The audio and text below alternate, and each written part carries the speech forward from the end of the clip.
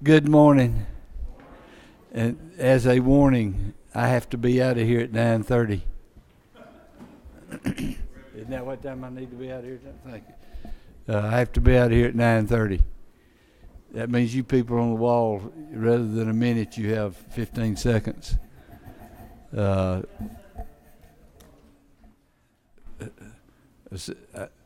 He hadn't been sworn in. He can leave.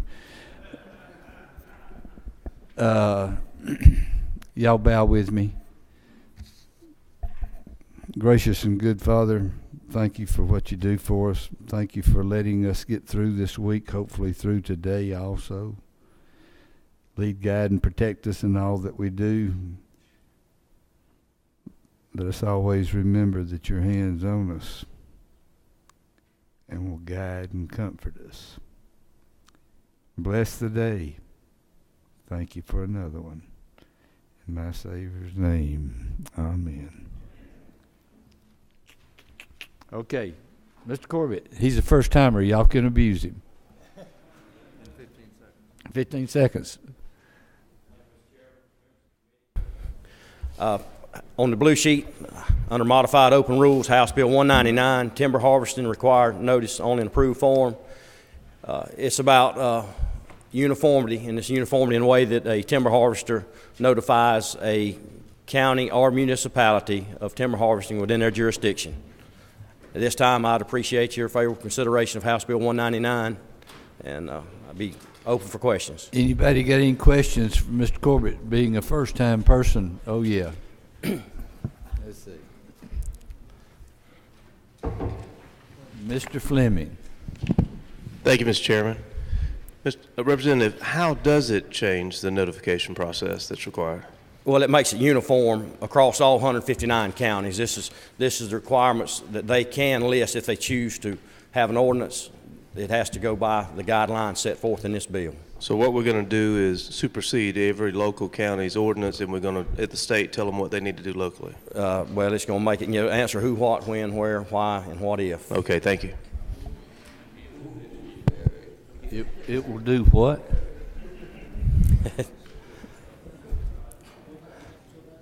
It will answer the major questions, Chairman, as to who has to do what, how they're supposed to do it, when they're supposed to do it, and what if they don't do it. Okay. You're excused. Thank you.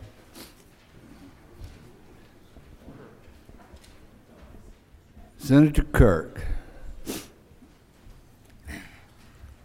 Who are you?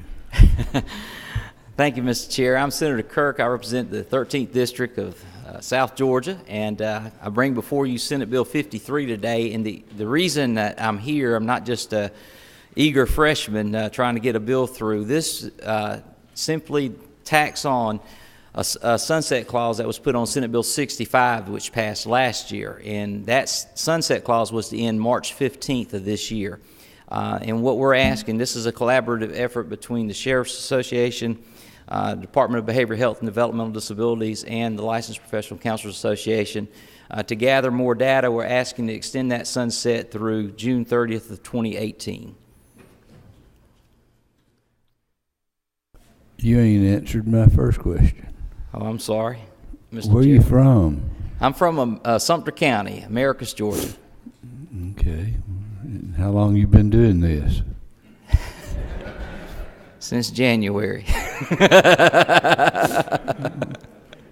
You just have received the rules chairman made a mistake. Even though Earl will tell y'all that I don't make mistakes. Senators normally get at the back of the line. And you were jumped up there at the front, and I forgot about it, and I didn't know you were a senator till I didn't know who you were. Sorry, Mr. Chair. Thank you. Thank you. Mr. Broderick.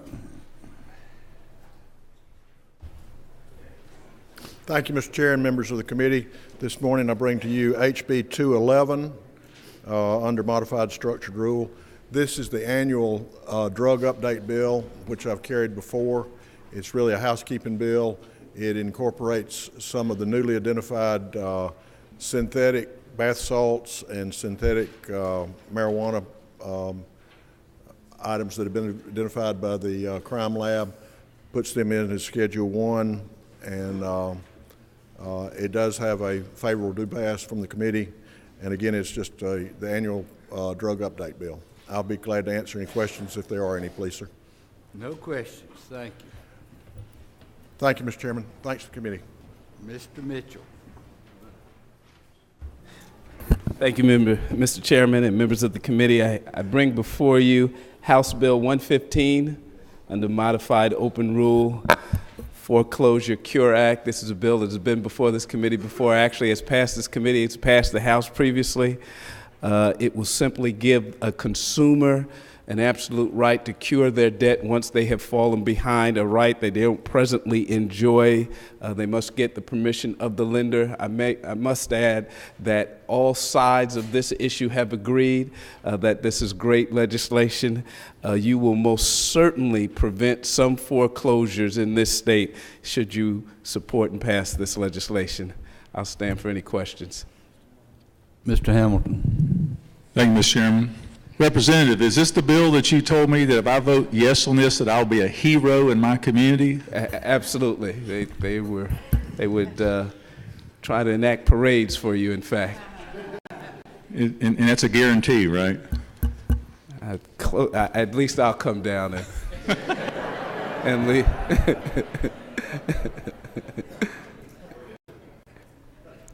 All sides agree that this is a great bill. Is that what you said? The interested parties for this legislation have said so, yes. Bankers, lenders. I've been here 5 years and I ain't seen a great bill yet. Oh, Mr. Chairman, let me sit down with you on in this one. Position. Any questions? Thank you. Thank you. Mr. Wilkerson.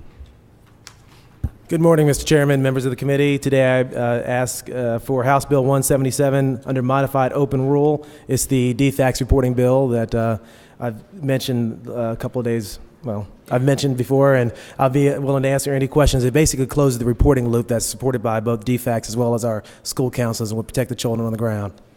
And I'll answer any questions. No questions. Thank you. Mr. Spencer.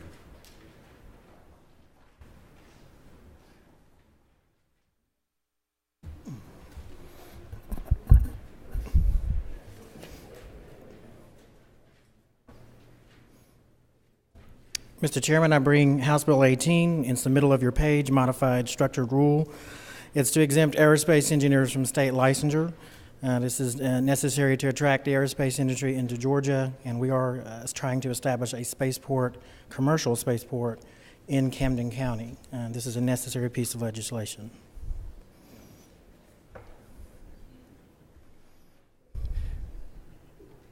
He gave a good explanation yesterday. If there's any more questions today, let me know. Thank you.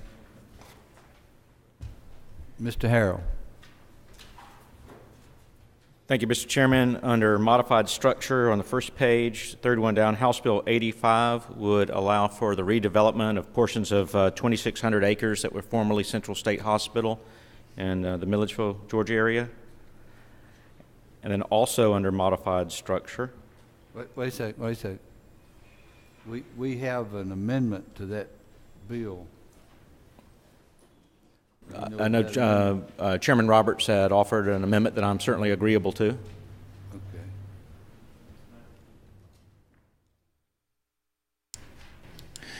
Okay. Mr. Chairman, ladies and gentlemen of the committee, it looks long, but it actually only changes the words you see on line 25.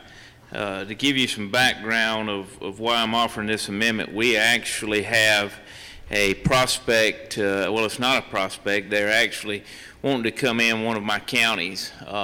It would be a grocery store, create about 200 jobs, but the problem is the property butts up to an educational building from the standpoint of the administration. And because of that, under current law, they could not use that site. That is the only site that's there that they want and they want to locate. And if they can't get their site, they're actually going somewhere else. So what this does is seek to solve the issue that they're dealing with there locally. 200 jobs probably is not a lot here in the metropolitan area, but I can tell you down in the rural parts of the state, 200 jobs is a lot of jobs. And because of the fact that it is a big chain grocery store, they will be selling alcohol there and beer and wine. And so that's all this amendment seeks to do, is to be able to allow them. I've talked to the local attorneys. They drafted this. Legislative council agreed that this would actually allow them to come in. And that's what I'm seeking to do. Anybody, I'm going to have questions for the amendment. Mr. Hamilton. Thank you, Mr. Chairman. I know this deals with your district, but this has statewide implications, so it would also apply to any other community around this state that may or may not have a problem with that particular thing, correct?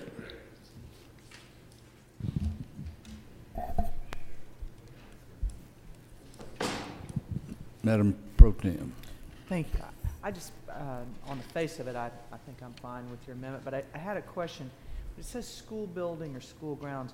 So would that mean that if it, I know in this case it's just an administrative building, that if it was a, is there something else in the law that would prohibit it if it was a school building teaching elementary school? No.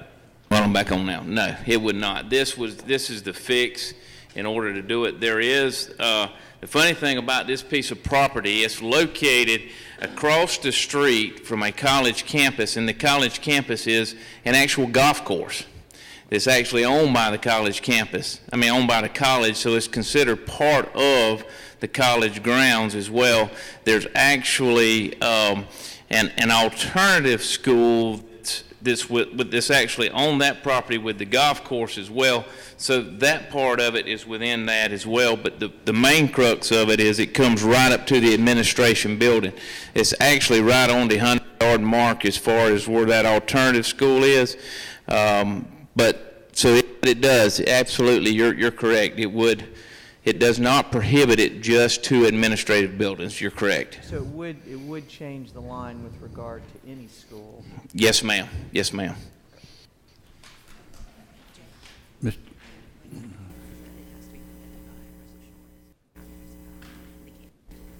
Mr. Benton.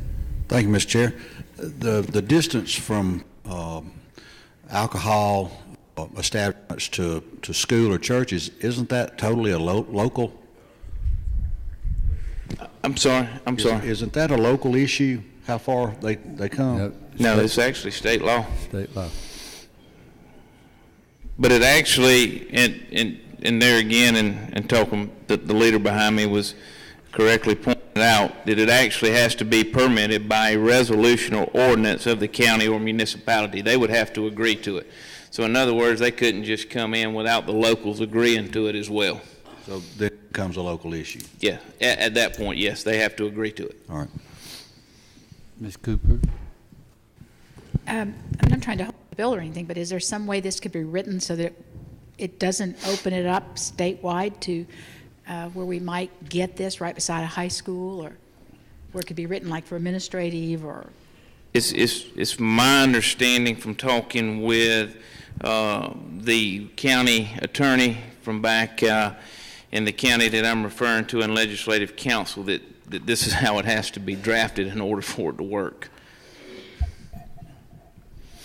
But that's why in all seriousness, Mr. Chairman, it just an amendment that goes if the people in our body decide that they don't want to do this. I didn't want to draft it as a sub or anything to his bill because I don't want to affect his bill. I want the members to have the opportunity. Mr. Chairman, I might add, if I could, it's my understanding that the locals with regard to that particular business are still going to have local licensing, permitting, That's correct. zoning, and then the license to actually sell alcohol will still be at a local level. So although the distance requirements are set at the state level, the locals will be involved throughout the whole entire process, and I believe would have opportunities to, if they did object, to fulfill their objection. That's correct. Ms. Abrams. Thank you, Mr. Chairman. Chairman Roberts, is it not true that the language that's included in lines 24 through 26 would also apply to abandoned school buildings that may be under redevelopment, so that if they're in that area, this would also recognize that, because this doesn't apply to it being active, it simply refers to whether or not those buildings exist in the proximity of these grocery stores? You're absolutely correct, and what I didn't mention is there actually is one of those buildings within this location as well, because they've actually moved from that location, but the Board of Education still actually owns that property as well. In fact, this property is being bought from the school. Okay, we've got explanation out of the way. The process here is that when you see it on the thing, you as the Rules Committee would approve it to be put on the desk for the full House to look at and vote on. The bill is not going to be on Monday's calendar. I thought a little bit of explanation today would go a long way towards next week when it comes back up. Anything else? Thank you, Mr. Chairman. Also under modified structure, the last item on the first page is House Bill 261. And as I mentioned before, too, this would allow a local jurisdiction that owns or operates an airport with security in place to modify the hours for sales for those businesses that operate within that secure area. And I'd ask your favorable consideration on that one as well. Mr. Roberts? Oh. Any questions? Thank you. Thank you. Mr. Kelly. Thank you, Mr. Chairman. Members of the committee, on the back of the blue sheet under Structures Rule, HB 231 is a bill for the Department of Revenue that really does two things when talking about unclaimed property. First, it says that during the actual sale of the unclaimed property, we're going to allow the department to deduct certain expenses to recoup their costs that they have associated with the sale of that unclaimed property. And second, it allows them to publish online or electronically the list of unclaimed property that exists in our state. Any questions? Thank you. Thank you, Mr. Chairman. Members. Mr. Hamilton. Thank you, Mr. Chairman. And because of your 9:30 appointment, I'll only ask for one bill today, and that's House Bill 121 under modified structure, the Secretary of State's cleanup bill.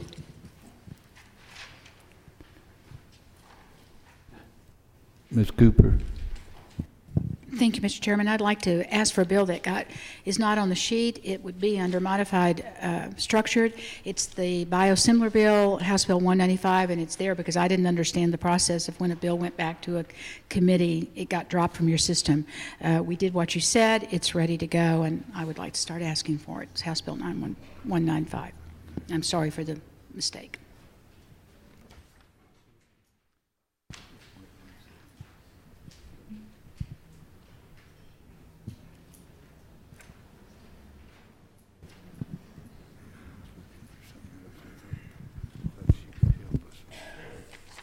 Ms. Hughley. Thank you, Mr. Chairman. I'd like to ask House Bill 70, which designates the white-tailed deer as the official state mammal. No questions.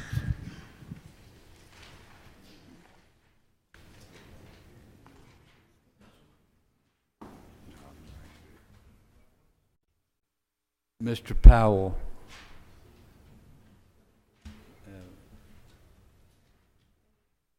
Yeah. You want to talk? Not ready.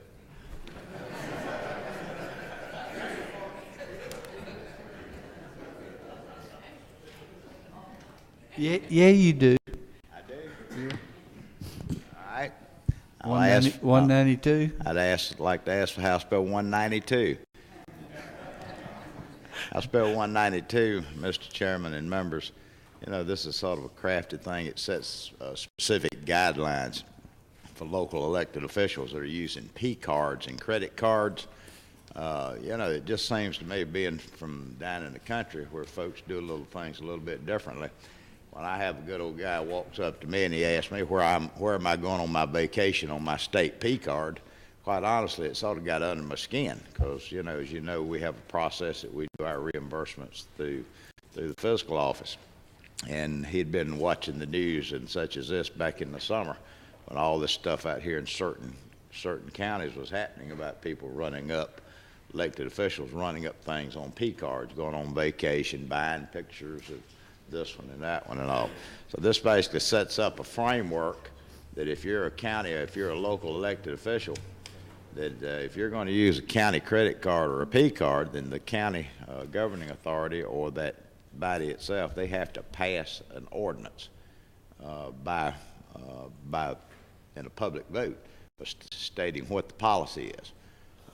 Be audited and such as that, and then if they're not doing it the right way, subject first offense to a civil fine of $1,000, second offense be charged with a misdemeanor. Quite honestly, this is to me something like, you know, anytime somebody in our ranks does something bad, we all get painted with it. And not that I'm calling any specific county out, but we got some counties that are pretty darn dysfunctional. Hopefully this will help some. The Minority Leader, Ms. Abrams. Thank you, Mr. Chairman. Chairman Powell, on page 2, line 33, this includes a requirement that the authorized users must sign a cardholder agreement, but typically these cards are issued with the debtor being the entity, the city or the county. How can we require that an individual be party to an agreement that they're not allowed to actually be the debtor on? My good friend, I really don't know what that means because this was drafted. The original bill I put in was a whole lot more restrictive. It basically banned anybody from using a P card. This is language that GMA and ACCG had crafted, and the way it reads to me, somebody might could read it different, but and I'm not sure. That sentence, I really don't know how that reads. I know that if a credit card or a P card is issued, it'd be issued to it would be issued to that school system, city, county, or whatever. And so exactly what that means by the signature of the cardholder agreement, I'm guessing that would be the mayor or the council, whoever's authorized to sign that. The challenge, I would say, is that because it says that the authorized user has to sign the cardholder, I used to be a deputy city attorney, we would not allow a member of the body to be a signatory because they could not then be a debtor on that account. And so just clarifying what that means, because you'd be violating the relationship between the municipality or the county and the actual issuer of the card. So I just would call attention to that line and see if that might need to be corrected. Thank you, ma'am. Mr. Weldon. Thank you, Mr. Chairman. And I would just like to pose this to the Chairman Powell regarding HB 192. Isn't it true that the person who's actually in possession could be deemed to be a card holder for purposes of this bill, and the purpose of, and the point of this bill is to require them to have some reporting, and the language in the bill, I believe, would be supported if it was deemed to be defined that way. If the gentleman so states, I take it at his word. This is really all about stopping up some loopholes of just absolutely terrible behavior that the taxpayers of any given jurisdiction, they should know what their elected officials are spending and how they're spending it. And the very idea that people are authorized a P card or a credit card with an unlimited capability, I mean, it's just, to me, that's a blemish on anybody that runs for public office from the lower levels to absolutely highest levels. Thank you, Mr. Chairman. Mr. Williams. Thank you, Mr. Chairman. My question is, and I've seen some instances in rural Georgia that have been abusive, but does not the problem usually run to the lack of local oversight. The people that are responsible for verifying, they're the guilty parties because they are not verifying the expenses. You know, it's. I think you'd be pretty close to being right, but you also got to remember who is in charge of verifying. It's those very local officials, elected officials we're talking about. You know, corruption and abuse is almost like a kudzu vine. It just takes over. You know, we've seen events as of late in some of the counties, you know, that these folks are out here charging tens of thousands of dollars, and you hear rumors of even more in some cases. But when one elected official sees that going on, well, they think they need to get their beak into the bird feeder at the same time. It's just basically an issue that needs to be. I think I'm sorry I asked you to ask for your bill.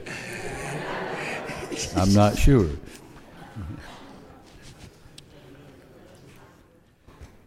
Okay, my time's out. I'm gonna set it.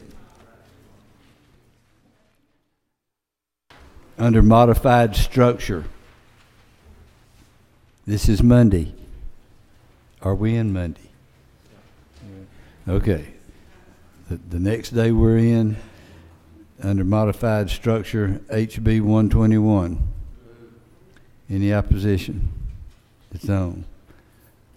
Under modified open, HB 177. Any opposition? Under structured,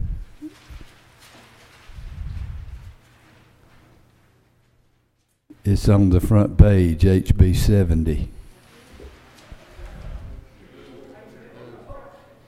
Huh?